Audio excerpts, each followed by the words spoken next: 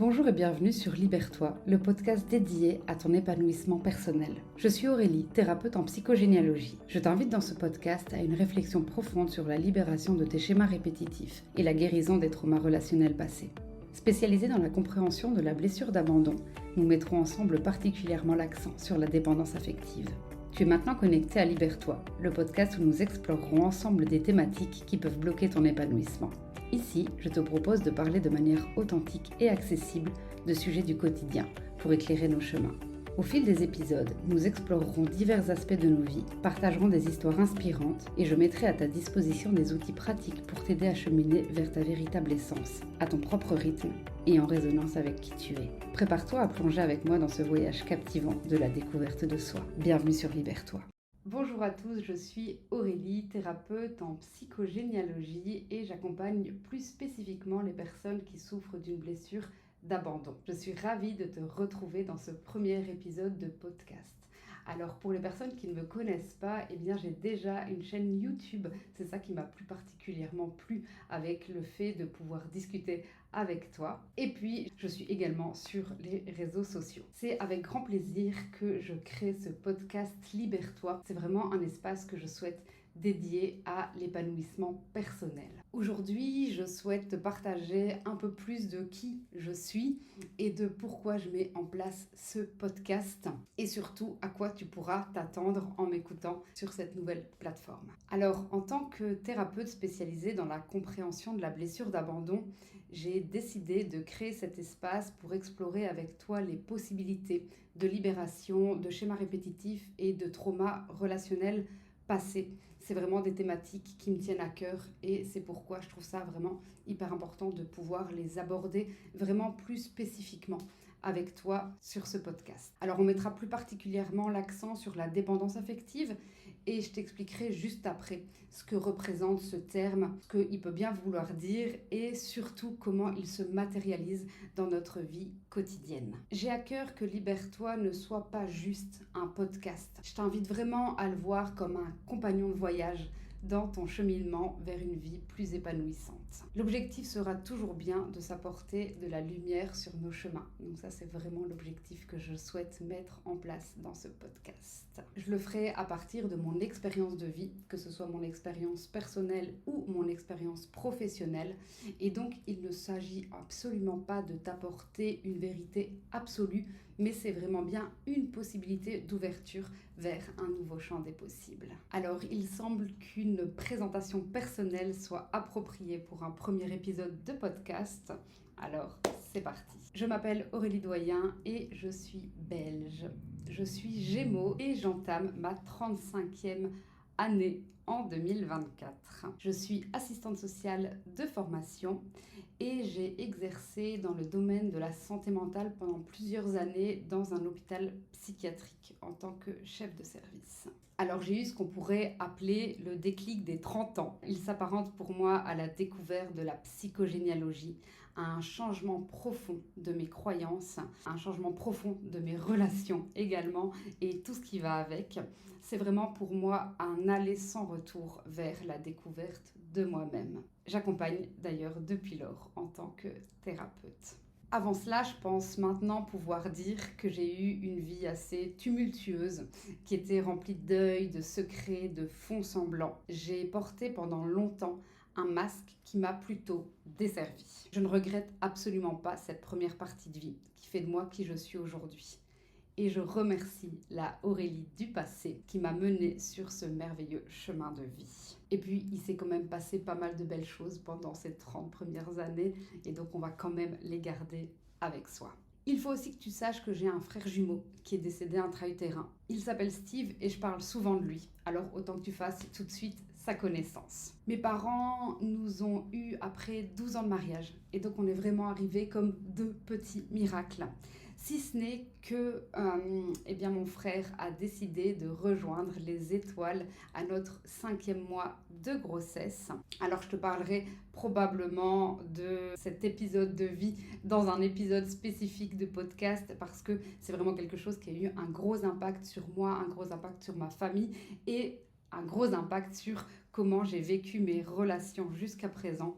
Mais voilà, ce sera un épisode à part entière parce que sinon ça prendrait beaucoup trop de temps et ça n'est absolument pas l'objet du jour. Alors sinon, je peux aussi te dire que j'aime voyager, que j'aime le soleil, que j'ai un chat qui s'appelle Elvis, que j'appelle Elvis bébé d'amour. J'adore me promener, j'adore le tiramisu et puis j'adore aussi les moments de partage avec mes copines. J'aime encore plein d'autres choses, mais je vais vraiment essayer d'être concise aujourd'hui. Tu remarqueras aussi que j'aime beaucoup parler.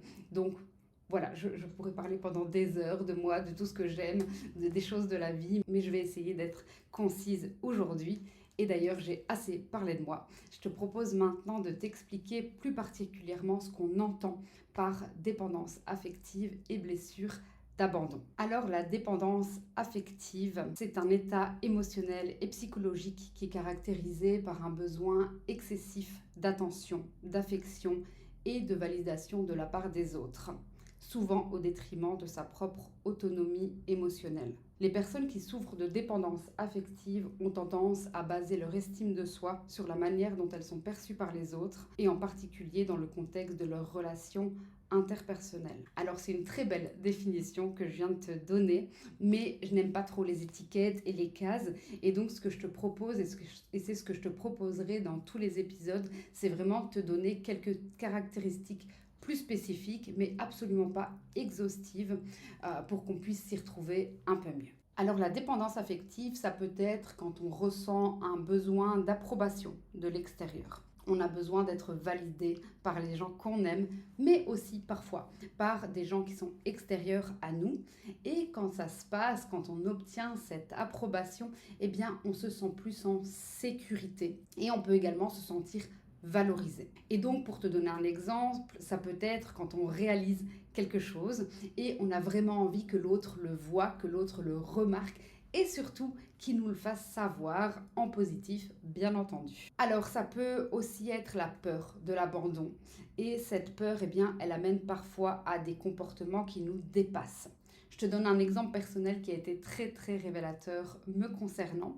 Il y a un soir où je regardais la télé avec mon ex-compagnon et puis à un moment donné, il se lève pendant le film et puis moi je lui dis « mais tu vas où ?» Il me dit « ben où veux-tu que j'aille ?» Et là, je me suis dit, ouais, en fait, je suis vraiment insécure par rapport à ça. J'ai vraiment besoin de savoir que l'autre ne va pas partir et ne jamais revenir.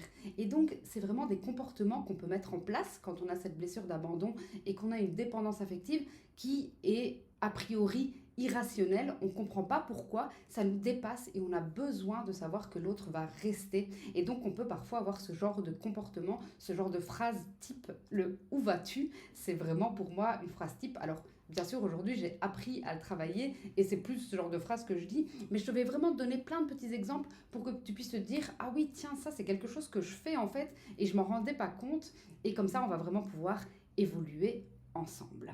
Dans la même idée, eh bien, quand on a une dépendance affective, quand on souffre de la blessure d'abandon, on peut avoir une tendance à s'investir de manière excessive dans nos relations. C'est lorsque, par exemple, on a un sentiment de rejet qu'on peut ressentir lorsque quelqu'un ne nous répond pas directement à un message quand on a envoyé. Donc ça, c'est quand on ne reçoit pas un retour. Ça peut également être quand on accepte une invitation alors que c'est pas le bon moment pour nous, alors qu'on est fatigué, mais on le fait pour l'autre. Et donc ça, c'est vraiment un investissement excessif dans l'autre au détriment de nous-mêmes. Ça, c'est aussi très caractéristique. Alors, il y a une autre caractéristique que j'ai longtemps vécue, c'est la difficulté à être seul. Quand on est seul, on ressent comme un vide et c'est vraiment pas évident à gérer.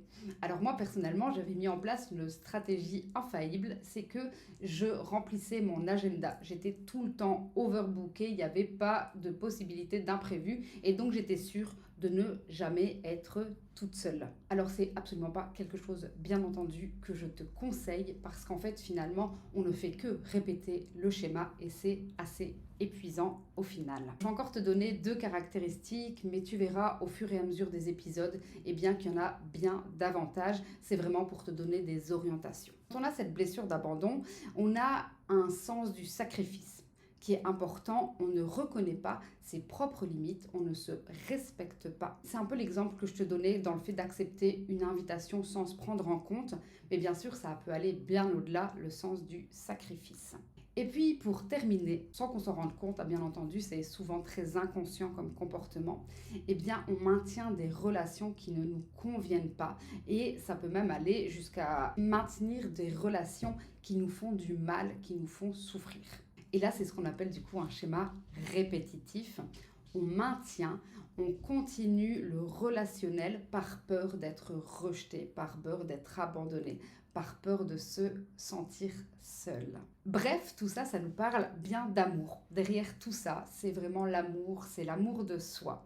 Et c'est pas un hasard si je sors ce premier épisode le 14 février. Tu apprendras aussi, si tu ne me connais pas encore, que ma phrase préférée, c'est le « rien n'arrive par hasard ». Et donc voilà pourquoi ce premier épisode a lieu aujourd'hui.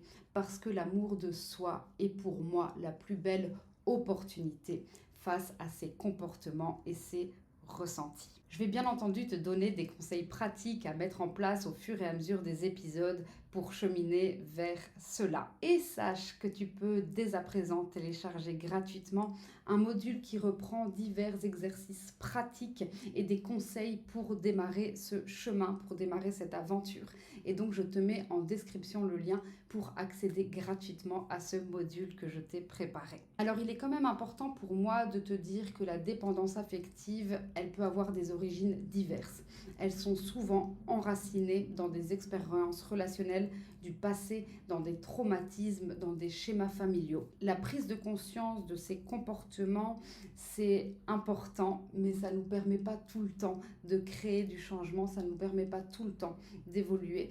Et parfois, la recherche d'un soutien thérapeutique, ça peut vraiment être crucial, ça peut vraiment être hyper intéressant et important pour pouvoir surmonter et favoriser des relations plus équilibrées et plus saines. Donc ça, c'est vraiment quelque chose qui est important pour moi de te rappeler. Alors voilà un peu ce que je voulais aborder avec toi dans ce premier épisode, c'était que tu en saches un peu plus sur moi, mais également que je t'explique par quel chemin on va passer. Donc on va vraiment aller chercher des exemples concrets, on va voir ensemble comment on peut dépasser tout ça. Il y aura des partages d'expériences, il y aura des conseils, il y aura vraiment des choses très pratico-pratiques. Moi je suis quelqu'un qui suis assez terre à terre et donc j'aime beaucoup partir d'éléments tangible et puis à la fois j'aime ce côté spirituel où on peut vraiment se dépasser, où on peut vraiment aller réfléchir de manière assez approfondie sur soi et donc tu verras que j'aime beaucoup passer de la théorie à la pratique parce que je pense que c'est vraiment grâce à cette expérimentation qu'on peut chacun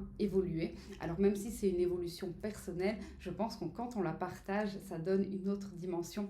Donc voilà ce qui est important pour moi aussi et c'est vraiment quelque chose que j'ai à cœur de partager avec toi dans ce podcast. Alors merci de m'avoir rejoint dans ce premier épisode.